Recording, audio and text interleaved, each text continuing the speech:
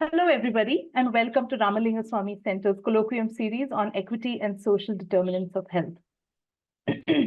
I'm delighted to introduce today Dr. Adithya Pradyumna at Azim Premji University. He facilitates courses on environmental health, food and nutrition, and social research. He comes from a background in 4 areas. He's trained in medicine, he is a doctor, and he's trained in epidemiology and public health and other related fields. He's worked in the field of environmental health for over 10 years and continues to teach in all of these areas. He has been involved in projects addressing health aspects of climate change, industrial pollution, pesticides, and agriculture. I think he brings a great wealth of knowledge in a very wide range of issues related to environmental health and climate change and related things. And I think we have a lot to learn from him today. So thank you so much for joining us today, Adithya. Floor is yours. Great. Thank you very much, Abha. Very happy to be here, and good evening, everyone. Thank you for joining us today. Thanks a lot. I'll just quickly share my screen.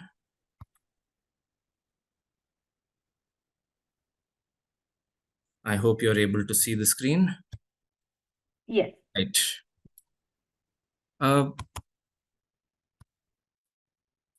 In preparing for this talk, I took the opportunity to see the recordings of many of the previous talks of this colloquium series, and they are wonderful. I strongly urge the attendees who have missed these talks to visit their YouTube channel to get a deeper understanding of health equity. Today, I will be trying to contribute to this conversation on health equity by focusing on the equity concerns in environmental health over the next 35 to 40 minutes.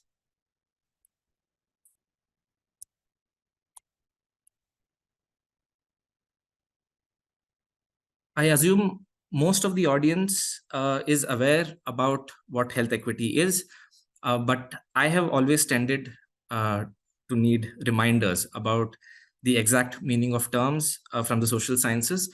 So I started off by revisiting the terms equity and health equity.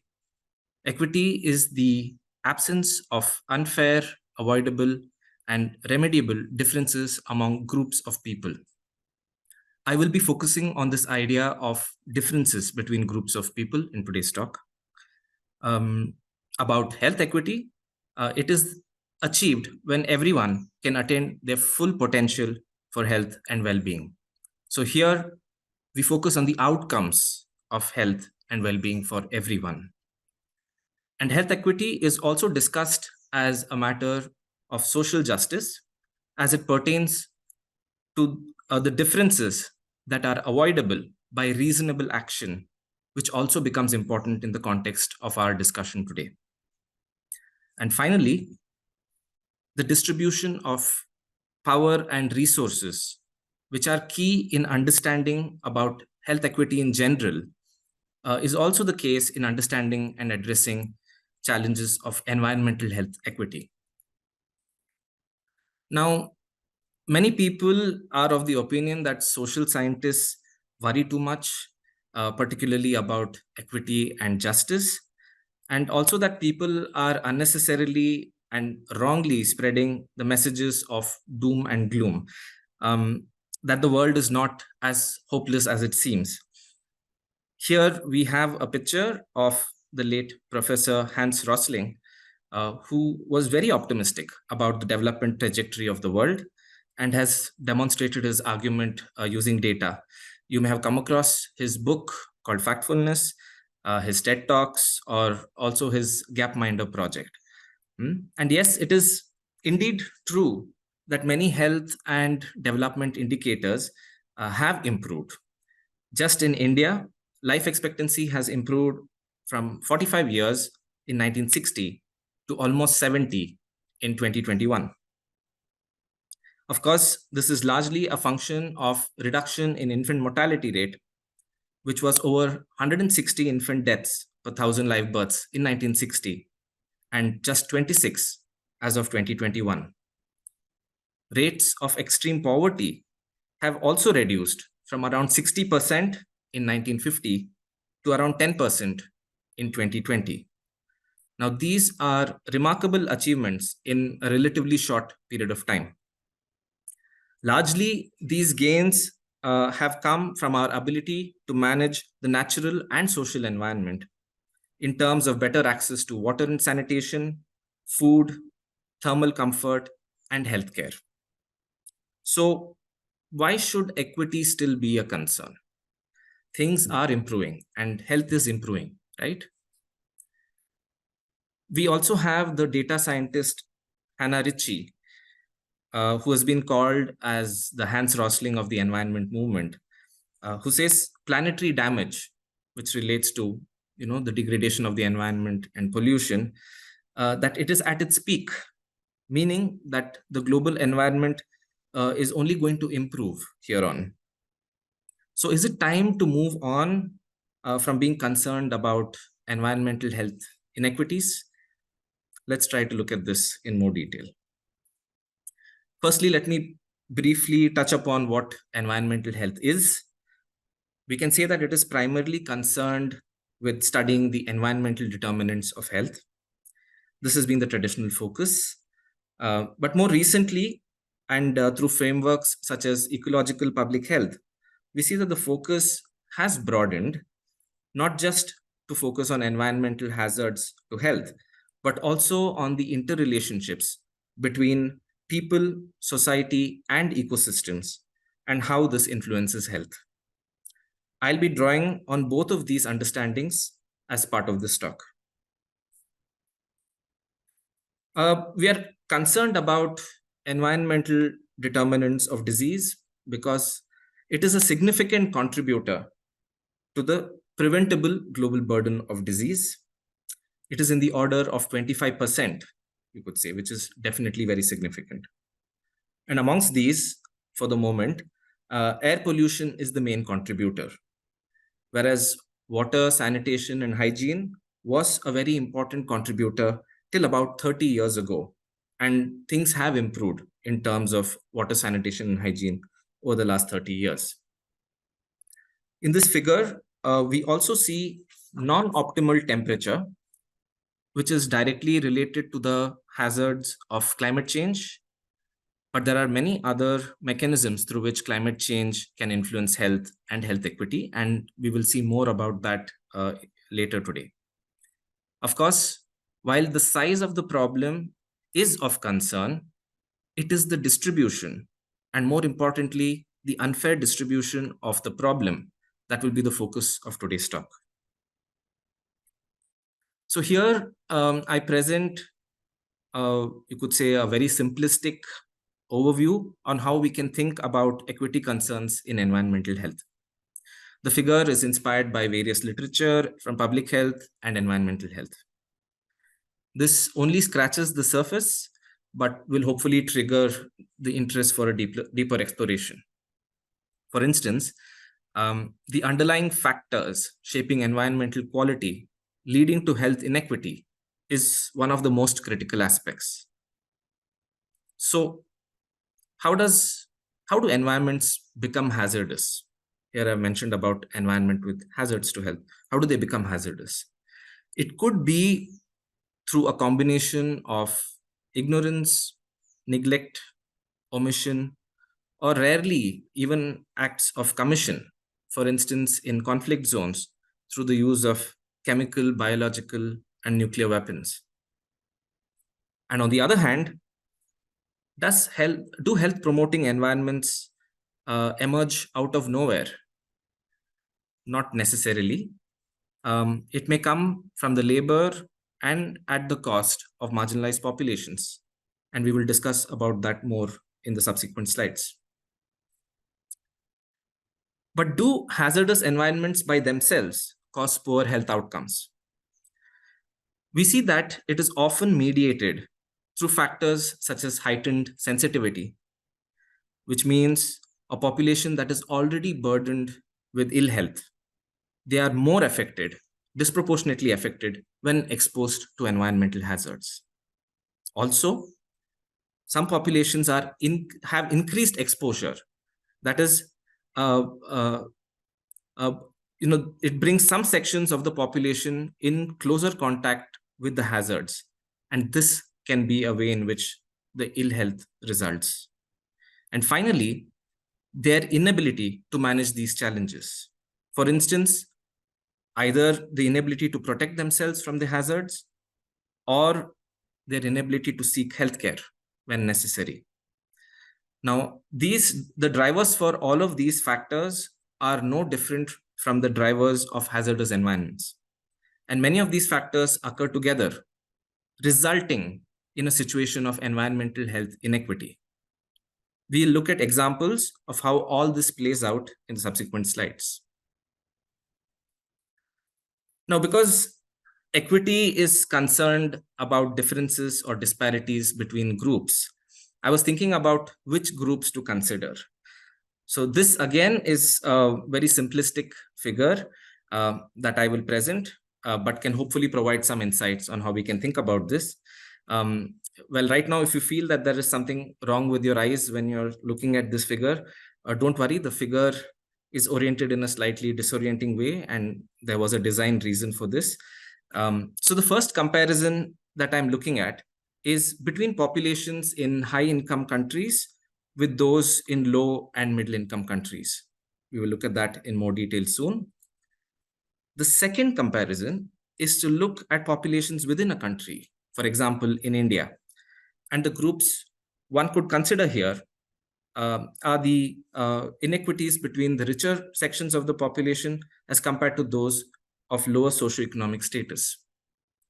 Of course, here we also look at gender differences that we'll look at a little bit more closely from the Indian context. Next is to consider intergenerational aspects in terms of the impact on young people in comparison to older populations. And then in environmental health, we also consider non-human animals and ecosystems so that we can briefly look into disparities between humans and non-human animals. You will see that this is also relevant to environmental health inequity. And finally, the populations of the future. So the potential health challenges that future populations might face in comparison to populations today. Right. First, we look at inequalities between high income and low and middle income countries. Climate change is a good example to understand this, so that's the example that we will take.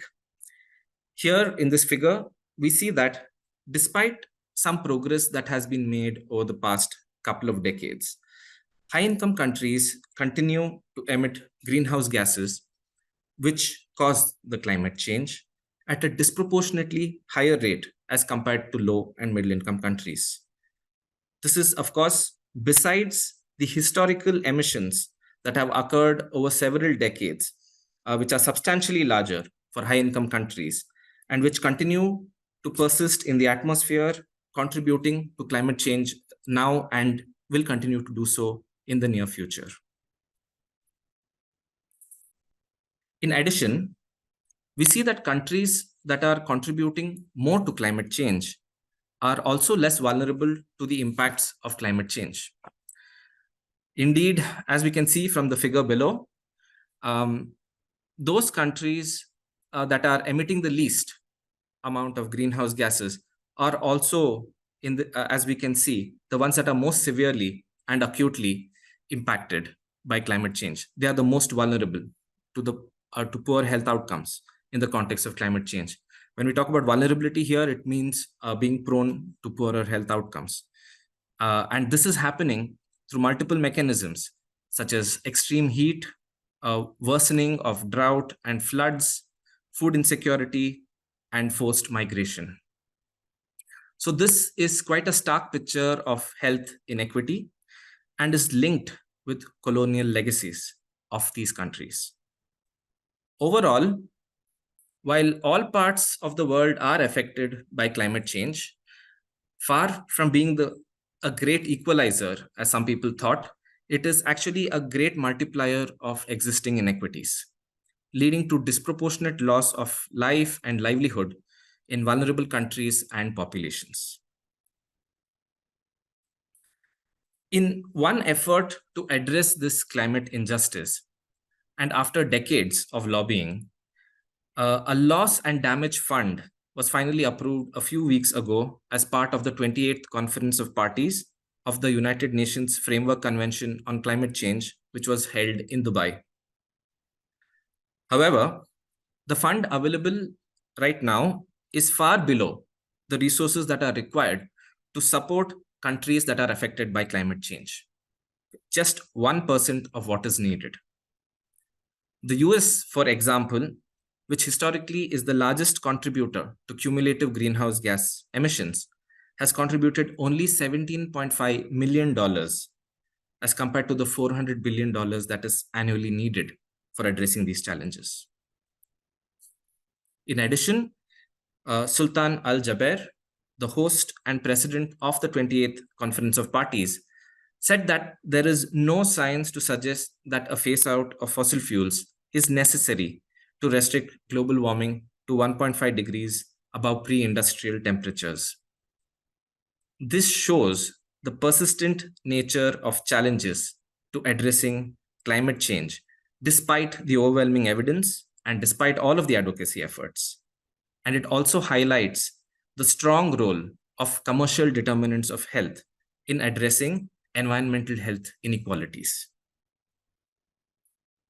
Moving on, we take some examples of environmental health inequalities within the same country or even within the same city for that matter.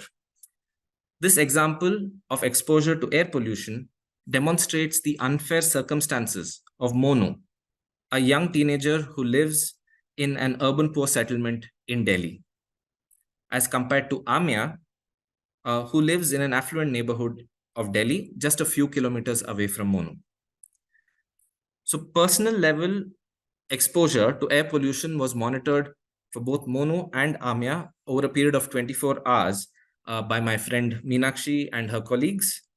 What we see here from these graphs is a stark difference in exposure levels, despite both these children being in the same city.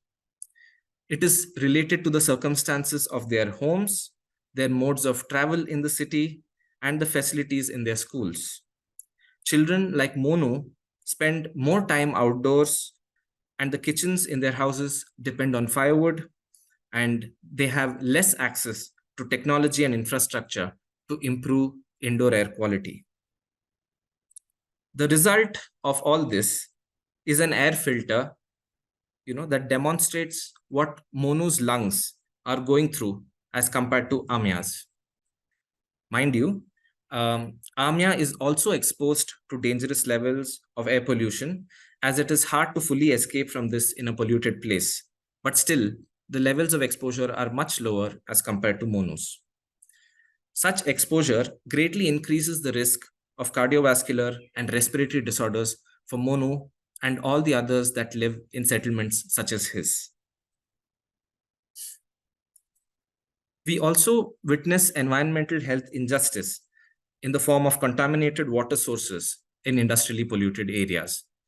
For example, this is seen in Kadalur district of Tamil Nadu and also in Sonbhadra district of Uttar Pradesh. Here, after prolonged struggles by local communities, the polluting companies have only been obliged to band-aid interventions, such as sending drinking water tankers to the communities, which are also projected as favors that are being done on the affected communities. And there are many such examples.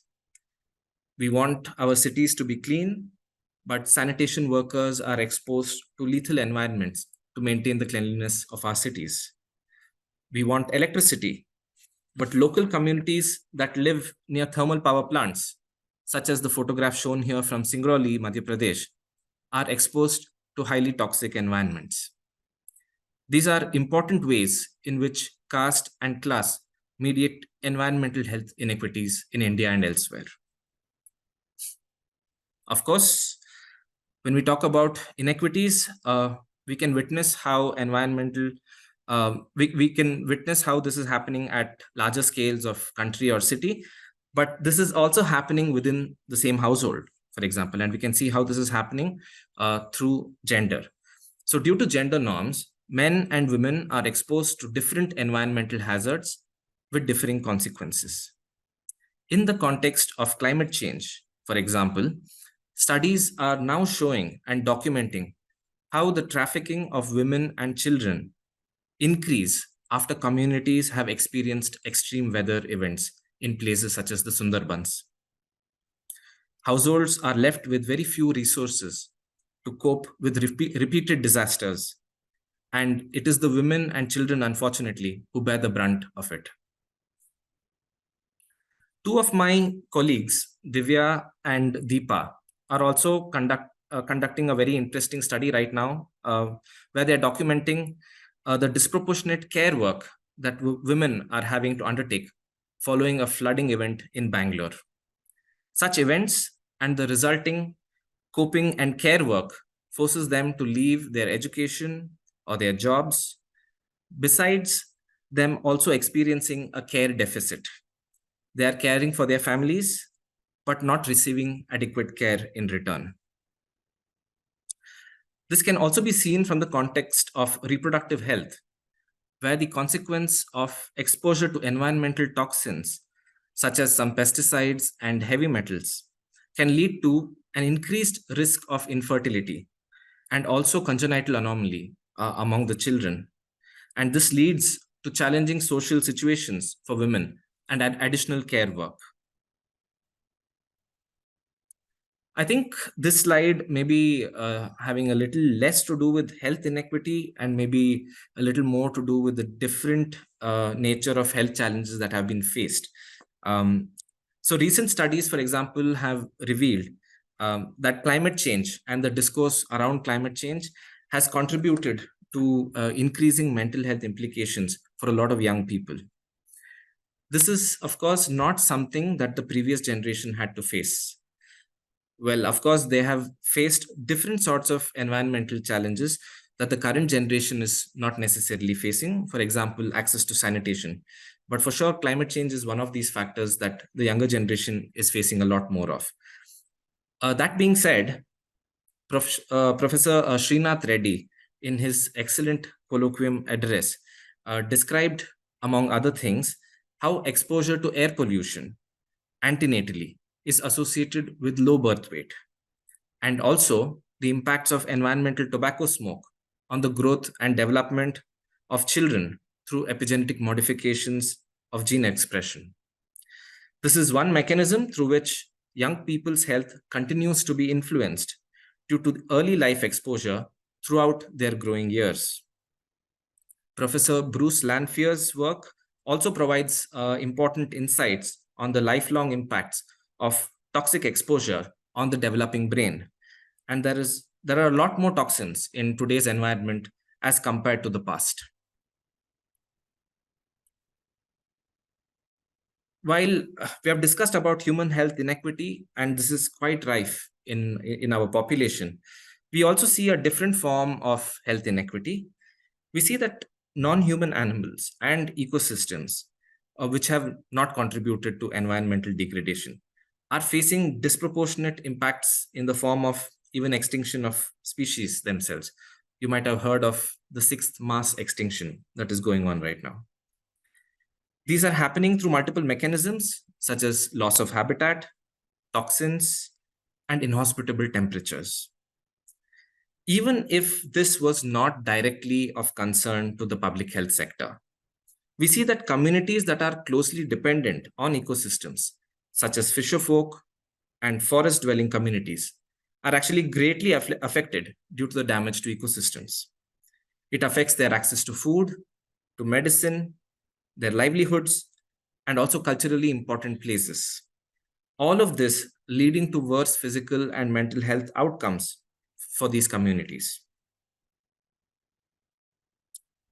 The last comparison here is that with future generations, the current people in comparison to what we can expect in future. We see that some scenarios for future climate change, here you have some figures showing what we might expect in the future in the context of climate change, indicate that large parts of several countries, including India, could have very adverse climatic conditions to the extent of over 100 days each year having very dangerous temperatures. Now, such a situation is obviously quite difficult to imagine. Hence, we have scientists such as Sharon Friel, who is well known and well respected researcher in the field of public health and climate change, who has said that without urgent action, humanity will be unrecognizable in a few decades. The Sustainable Development Goals are precisely, trying to address this challenge. But COVID-19 conflicts and politics, you can say to some extent, has thrown a bit of a spanner in the works in trying to achieve some of these goals. Now, having spoken a bit about environmental health inequities, let's focus also on the challenges in addressing them. There are several challenges, but I'll just focus on a few of them in the coming slides. So here we see an excerpt from the WHO report on urban health, which has mentioned that it should be possible to have healthy environments for everyone because they do exist for some communities. Now, this may be true, but it may also be a simplistic reading of how and why some communities have suffered with hazardous environments and what it would take to remedy this situation. The challenges of power inequalities, short-term decision-making horizons, the need for resources, and the lack of consideration of evidence and also of precaution are, you could say, a very steep mountain to climb. We also see some peculiarities of actions that are being taken today in the context of addressing environmental health challenges. So one useful example to look at is solar parks.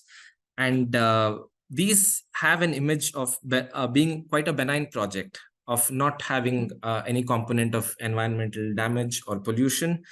But Bhargavi Rao's a very brilliant colloquium discussed the many ways in which such a project could completely disrupt the lives, livelihoods, and health of local communities. She described the situation in Tumkuru, Karnataka, which included the impact on agro-pastoralists that no longer have access to common grazing lands for their livelihoods. She spoke about the impact on women due to loss of livelihood and the difficulties in accessing water, and the impact on nutrition security due to the diversion of land for this project. And also, among other things, the impact on the mental health of youth. Solar plants are indeed important. I think all of us would agree that solar projects are definitely important. It's important for improving access to energy, and it is important for health as well, and also from the perspective of sustainability. So from the perspective of equity, we could say that it is an important intervention for intergenerational equity. But however, we saw that poorly planned projects are having a negative impact on local populations where these projects are being situated, and it is leading to a situation of worsening of health inequity. On the other hand, Bhargavi also did discuss about how some solar energy projects have been planned in a way that actually did not disrupt the lives of the local community. And I think it becomes very important to incorporate these sorts of principles in project planning to improve health equity. Now, part of my work, which is on health impact assessment, focuses on these sorts of approaches. The idea being that it is better to avoid the worsening of health inequities than to later try to remedy them. So these interventions, these sorts of approaches can help to prevent those situations. Another set of interesting examples are the interventions that have been made. Some of these interventions that have been made to benefit the local population, but have still negatively affected some sections of the local population. So for example, we also know that afforestation is an important intervention that has been done to mitigate climate change. It is one of the interventions, you can say, of climate mitigation. And here we see that there are many examples of afforestation projects that have adversely affected the access to land and access to resources for some rural and indigenous communities. Similarly, coastal embankments, which are usually done to protect coastal communities from coastal flooding, in some situations, we see that they have been done in a way that have adversely affected the livelihood of fisherfolk. Here too, the intervention was done to protect health, but they have adversely affected the health equity of the most marginalized populations. And in those contexts, this becomes the exact opposite, you could say, of climate justice. So solar parks and coastal embankments, all of these are part of the, you can say, technology, are all technologies which are part of the solutions package for climate change. But it would be important to consider the potential adverse implications of any technology or the over-reliance of technology itself as solutions to some of these challenges. Yes, I think we cannot ignore the role of technology. Technology will play an important role, but will their unintended impacts be adequately considered when they are being rolled out? And what are the safeguards that will be used in that particular context? These are important questions to keep in mind. Another concern relates to addressing health equity. When we're talking about addressing health equity, we also need to keep in mind that addressing health equity inequities do require resources. But some of the discourse that is coming out now talks about what the situation of the resources actually is. And they say that not only are the resources limited, you might have often heard about the fact that there is a pie and the pie has to be shared equitably between countries, for example. So it's not just that the resources are limited, but they are also declining. So you may be familiar with the figure in the bottom right corner of the screen. It is from the work of the Stockholm Resilience Center on Planetary Boundaries, which tells us that most biospheric processes and ecosystems have been impacted negatively at a scale that can lead to unanticipated and permanent changes in the conditions that sustain life on Earth. So, keeping some of these aspects in mind, some researchers are wondering if equity needs a rethink for the 21st century. With resources declining, what implications will it have for conversations on equity? What will various countries feel about their commitments to improving equity when resources are declining? Nevertheless, the authors of these papers re-emphasize the need for deliberation on this point and to put equity at the forefront of conversations and to focus on the most disadvantaged groups and on intersectional aspects. The Sustainable Development Goals are trying to juggle these aspects. Not sure to what extent they are meeting with success, but the focus of the Sustainable Development Goals has been trying to combine concerns of equity and sustainability. To conclude, we can see that the public health community is warming up to improving the understanding and addressing the challenges of environmental health inequity. So, for example, when we look at the title of the article that is posted here, this is a recent article written by Sharon Friel. It can, at one level, feel like a mouthful of buzzwords. We have climate change, mitigation, commercial determinants, planetary health, inequity, which all seem like important buzzwords in today's context. But these articles, what they're trying to do, I think, is just to find ways to attempt describing the nature of challenges that we are facing in the context of environmental health inequity. And these are definitely important as we think about how to go about addressing them. We can re-emphasize the need for timely action. So there are several initiatives at global, national, and also at the local level. But definitely more needs to be done to ensure that health of the people is put at the center of thinking about the actions that are needed. The tools are never different, usually to solve complex problems.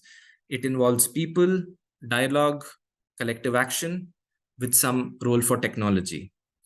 Some of you may have already seen the wonderful colloquium by my dear colleague, Edward Pinto, where he discussed about the collective of women from a marginalized community that have been working together for a better future for themselves and their community. I definitely suggest seeing that particular recording to have a better understanding of the action that is usually taken to improving equity. But also keeping in mind that when we're talking about the challenges in the context of environmental health inequity, there is a need for this sort of thinking and this sort of action at even larger scales. And of course, I think we cannot end any conversations nowadays without speaking about artificial intelligence and the role it is playing in human societies. So it has been suggested, for example, that artificial intelligence could help solve problems such as climate change because they are somehow better equipped to deal with these sorts of complex challenges and this sort of complexity. Maybe that will be the case. It is something that we are looking forward to see. But in the meantime, we also see that artificial intelligence does use quite a lot of resources and is potentially contributing to environmental health inequities in a smaller way as we speak. So I think I'll stop here. Thank you all.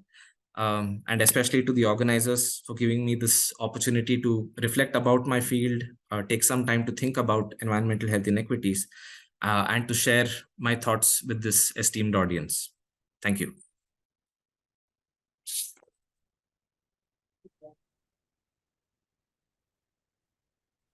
Thank you so much, Adithya. Excellent overview, I think, of, what people are thinking about in terms of, environment and health.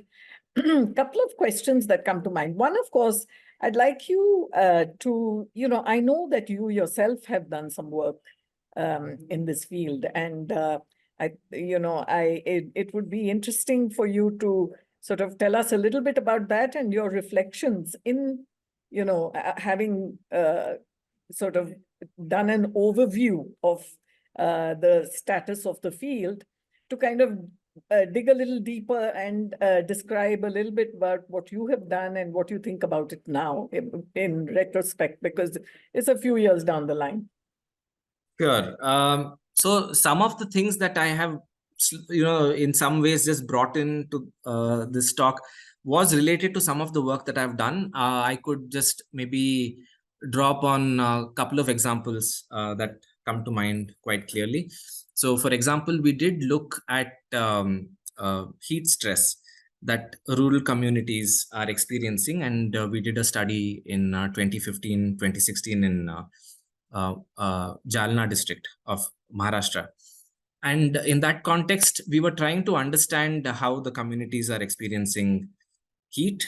Do they think this is a concern? Are the experiences different between the landowning and the landless communities?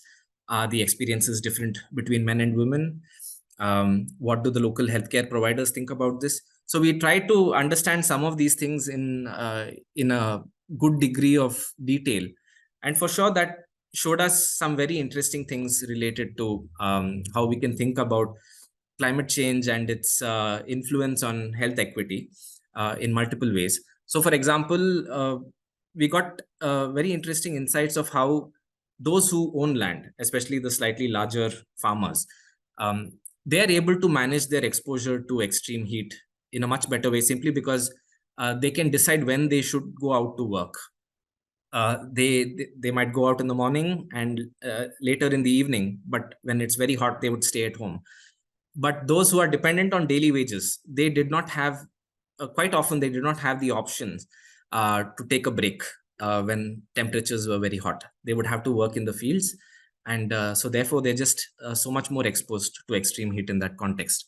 Of course, it was nice to note that the workers who were working with the National Rural Employment Guarantee Scheme, they were receiving breaks in between, and some provisions were made for a water tanker just besides their work site where they could drink water if need be.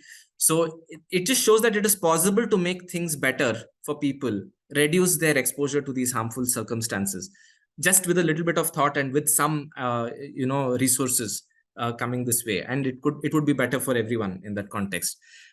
Even when we spoke to women in Jalna, for example, we were looking at the gender division of work, both in the fields, in the houses, and in the context of finding, collecting water for the household or collecting firewood for the household. And many of these responsibilities were women's responsibilities in the household, and they would definitely therefore be exposed to higher degrees of climatic vagaries, because they step out of the house for many of these activities. One other very interesting thing that we saw was even the structures of the houses. For example, those who were richer and had built concrete houses, they were also able to have a better environment indoors as compared to houses that had used tin roofs. And tin roofs were quite ubiquitous in that village that we visited. It was also related to a government scheme, for example, that was subsidizing the use of tin roofs for these houses. And nobody was sitting inside the houses during the daytime because it was just so hot. So elderly people who are also disproportionately vulnerable to extreme heat, they were spending times outside the house, either under a tree or in the temple when it was very hot. And the youngest children, of course, they are vulnerable in several ways in the context of extreme heat. And we had also heard of a death that had occurred in the local area, and the local people felt it was because of the heat. So there are this is one example of one of the studies that I was involved in that showed some of these concerns. But besides that, I've also been involved quite closely with just looking at the data related to the endosulfan tragedy that occurred in Kasargod, for example. And so there also, when we talk about health inequities, it gives so many interesting and unfortunate examples, you could say. So the community was in a situation where they were exposed to these hazardous toxins, and this could have been stopped at an earlier stage, but it required them to really raise their voice, to demand action over a period of several years, by which time so many people had been exposed, and so many children had been affected because of this toxin. And you can imagine the kind of challenges that not just those children are facing, but disproportionately also the women in those households who are caring for the children and caring for those families have been facing over a period of decades now.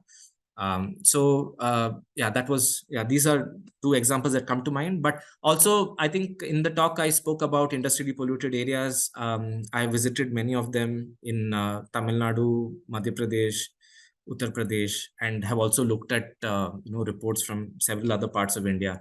All of these are I think every example of environmental health challenges are very much related to challenges of health inequities, we could say. Thank you, Aditya. Very interesting. I do remember your talk on the endosulfan tragedy, and how fascinating it was, also the different ways in which inequity expresses itself. There is one question on AI, but before we go there, I think there's a couple of other things which your talk kind of triggered.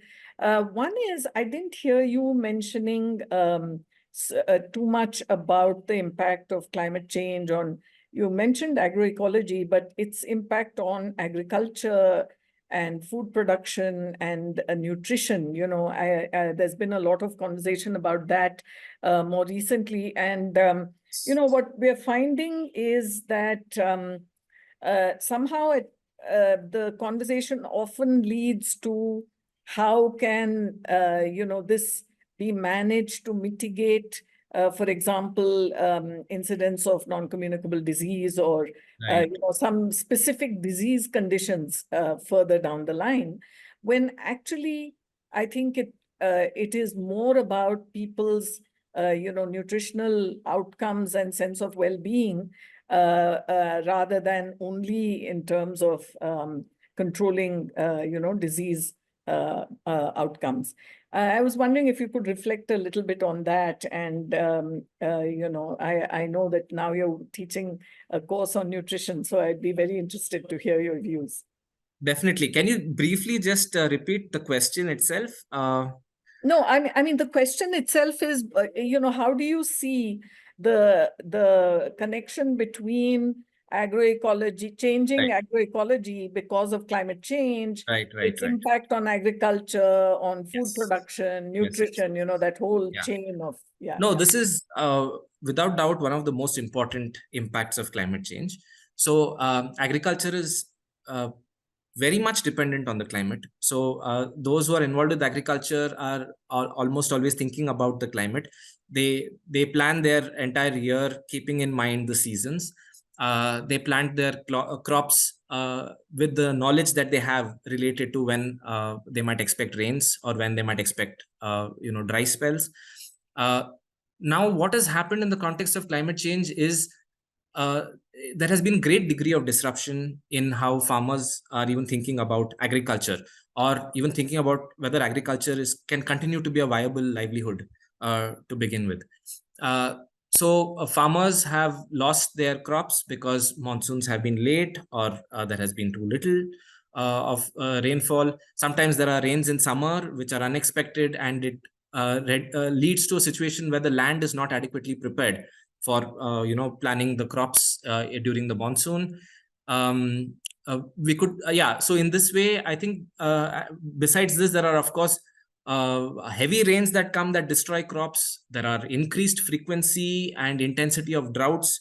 The number of districts that are experiencing droughts across India, for example, have further increased, and is expected to increase further in the context of climate change.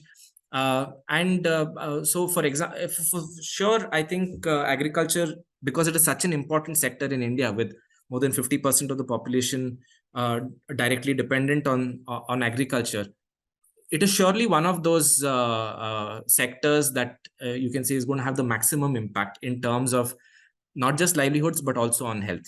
And one of the pathways will be through its impact on nutrition, you could say.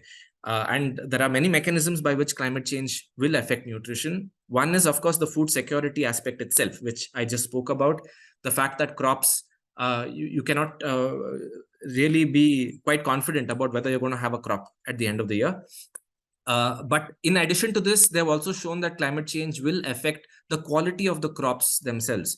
So the levels of protein and micronutrients such as vitamins and minerals, all of these they have shown are going to be affected in the context of climate change, and it's going to be lower.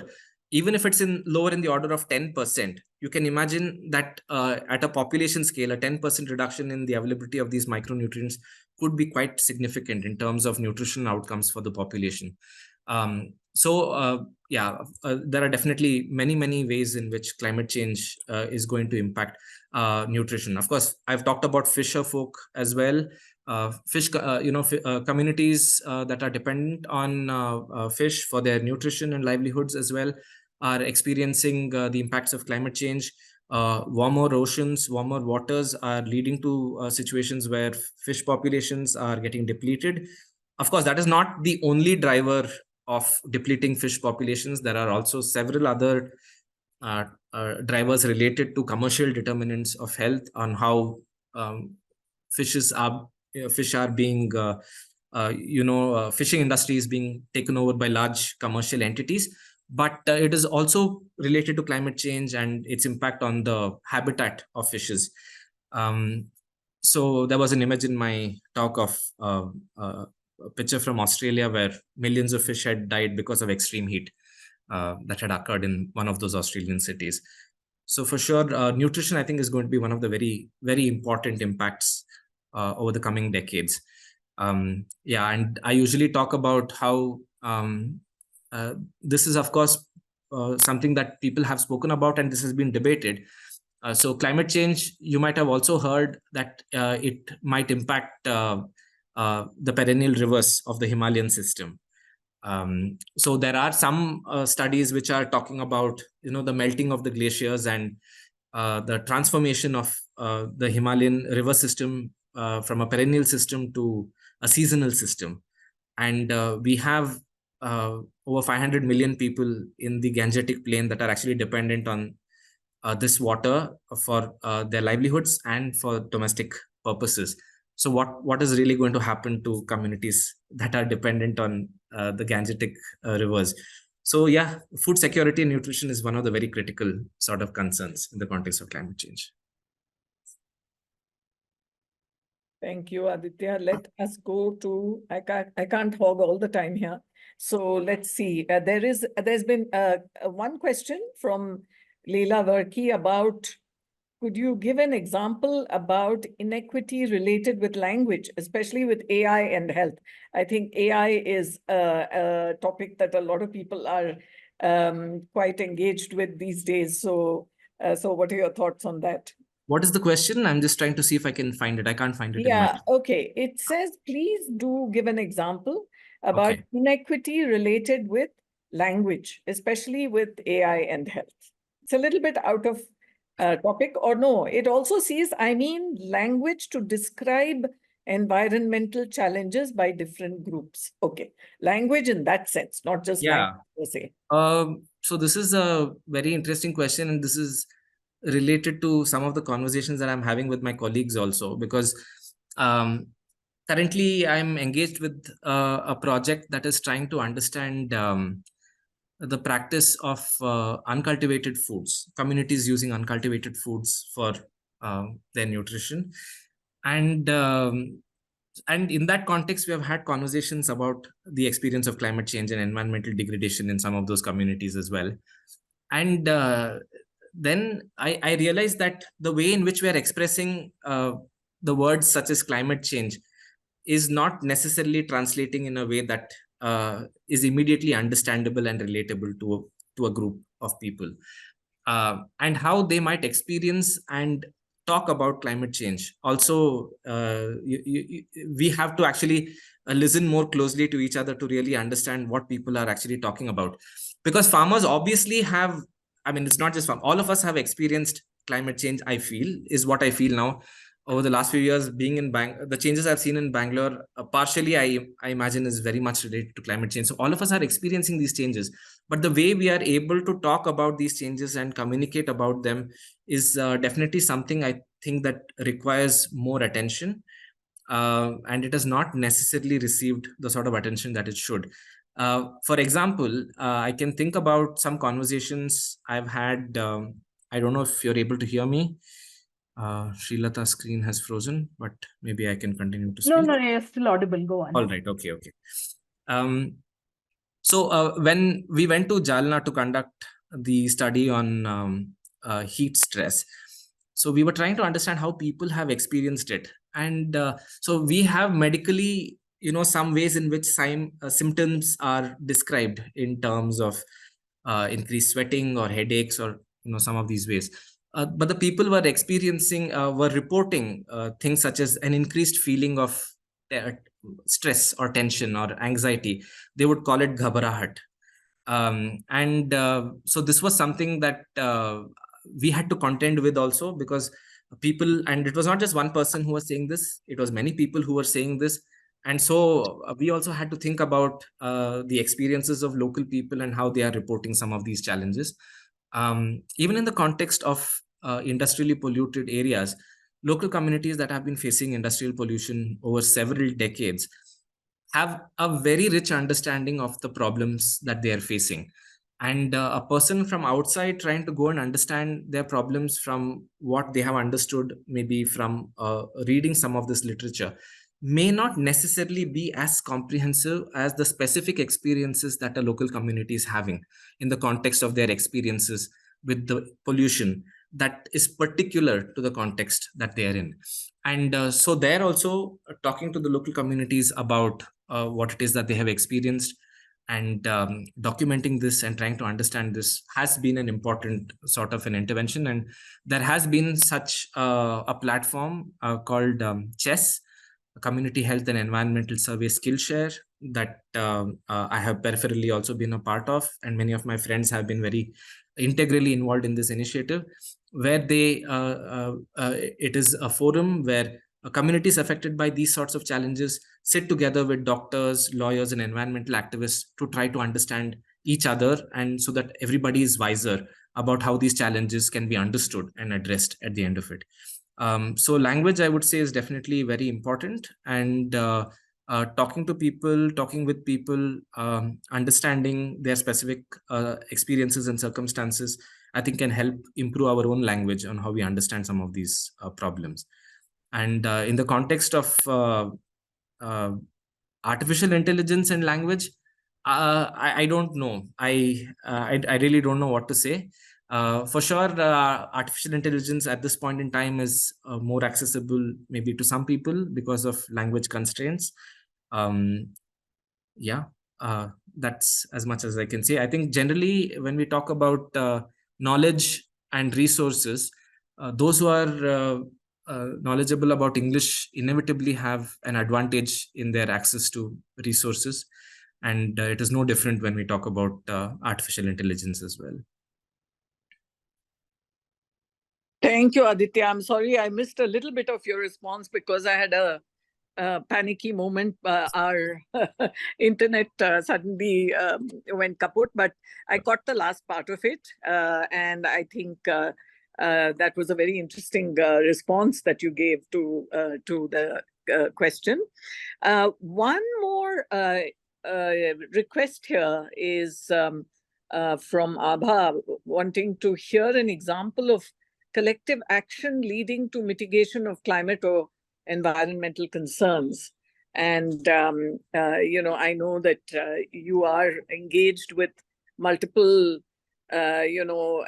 projects and entities. So perhaps you could draw on that to share some of your experiences with us.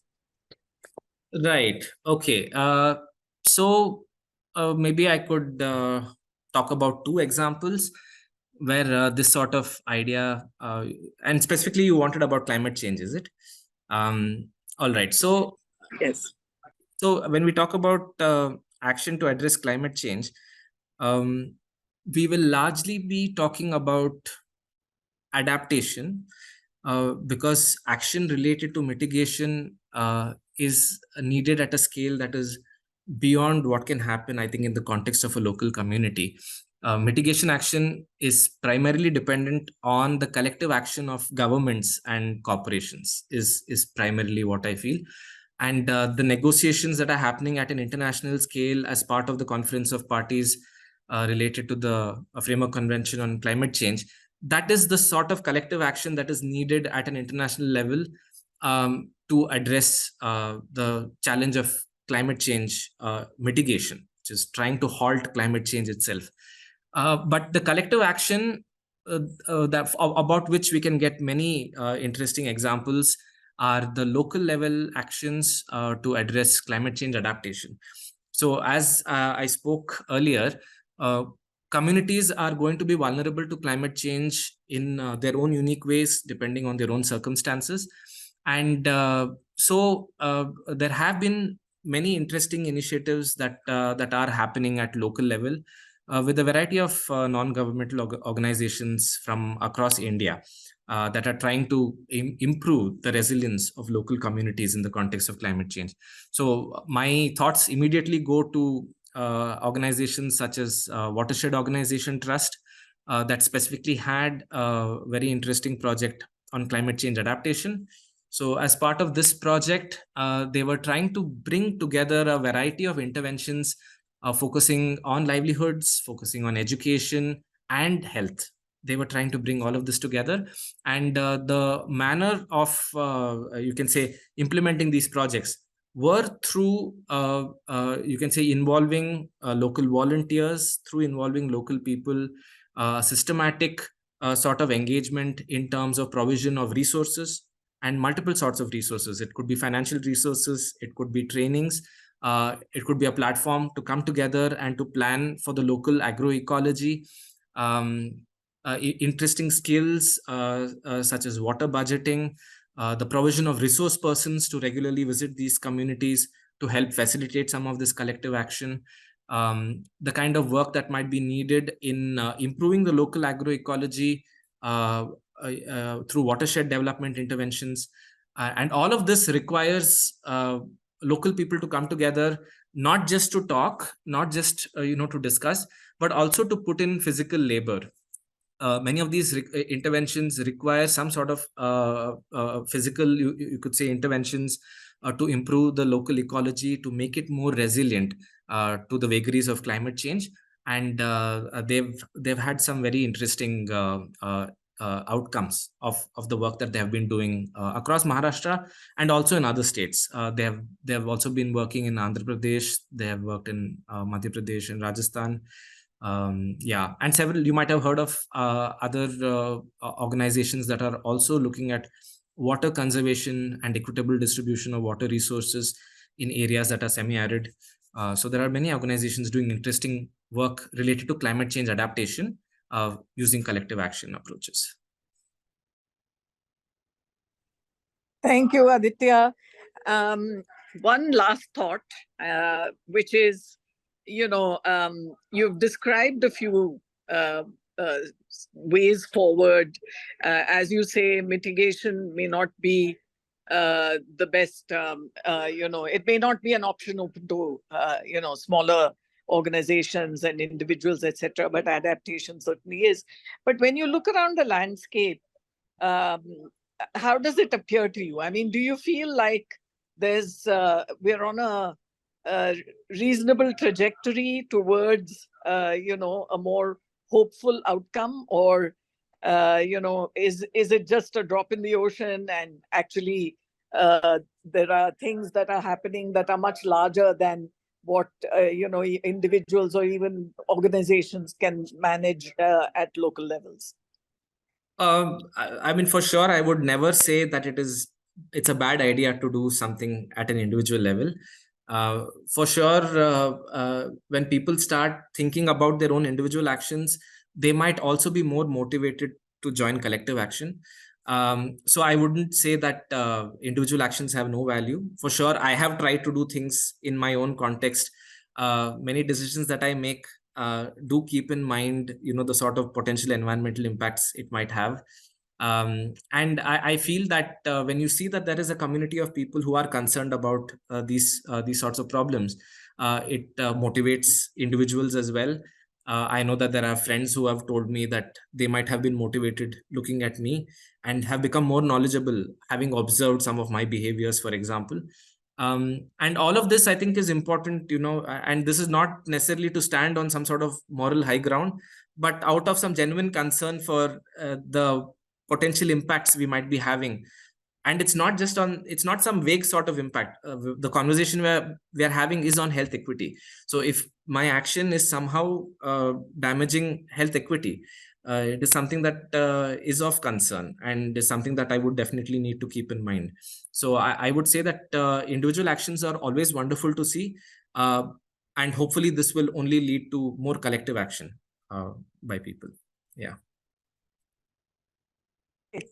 So I don't know, Abha, are there any other hands up? Because right now I'm on my phone, so am I missing anything?